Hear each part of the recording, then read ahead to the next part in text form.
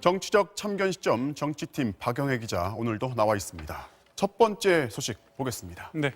안철수의 영상 편지 애타는 손학규인데 정계 복귀 앞두고 안철수 전 대표가 오늘 영상 메시지로 근황을 공개했어요. 네, 바른미래당에 남아있는 안철수계 의원들이 주최한 토론회에 영상을 보내왔는데요. 네. 어떤 내용인지 일부 대목을 들어보시죠. 이겨야 된다는 말이 있었습니다. 미래정책 본원을 진심으로 축하드립니다. 외국에서 바라본 대한민국은 이해하기 어렵고 혼란스럽습니다. 문제의 중심에는 편가르고 국민 분열시켜서 자기들 정치 권력 유지하려는 낡은 정치가 있습니다. 전면적인 세대 교체와 개혁으로 횟수를 새 부대에 담아야 할 때가 왔습니다. 저도 이러한 감대한 변화의 미랄이 되겠습니다. 고맙습니다.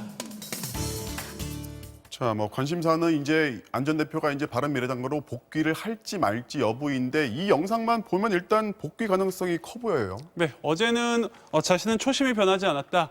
대한민국이 가야 할 방향에 대해 진심과 선의로 호소하겠다. 이런 새해 메시지를 바른미래당 당원들에게 보내왔습니다. 네. 바른미래당 복귀로 굳어지는가 했지만 안철수 전 대표 측에서는 힘을 주신 분들에 대한 새해 인사일 뿐이라면서 확대 해석을 경계했습니다.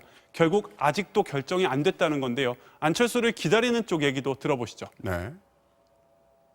안철수 대표가 원하는 대로 모든 것을 다 해드리겠다. 일관되게 말씀을 드리고 있습니다. 바른미래당에 대한 깊은 애정, 미래 비전 이런 것을 얘기하고 있다고 보여져서 바른미래당과 함께하리라고 생각을 하고 야당의 길을 갈 것인지 아니면 여야 모두를 심판하는 중간당으로 갈 것인지 이 점을 명확히 해야 됩니다.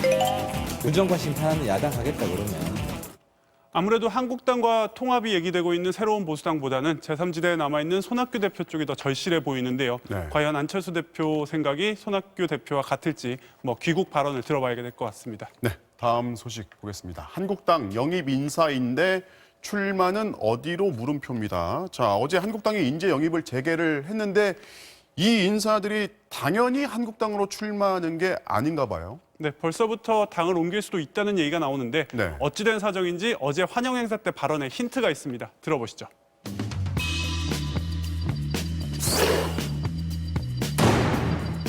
저희 당이 이제 통합이다, 비례한국당이다라고 하는 미래에 대한 여러 가지의 이런 생각들이 아마 영입 인사들에게는 매우 갈등과 혼란을 겪는 것 같은데.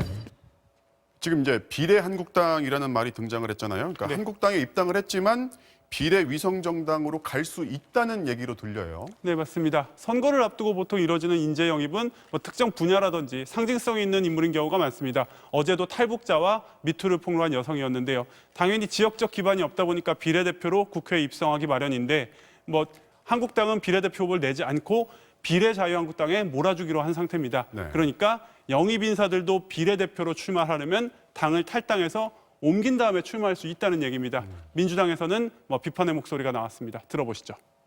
설을 앞두고 국민께 보이는 한국당의 꼼수 행보가 볼썽사납습니다. 이제 막 입당한 영입 인재마저 잉크도 마르기 전에 탈당해야 합니다. 정치를 시작하기도 전에 당적을 옮기는 초단기 철새 정치인으로 전락할 지경입니다.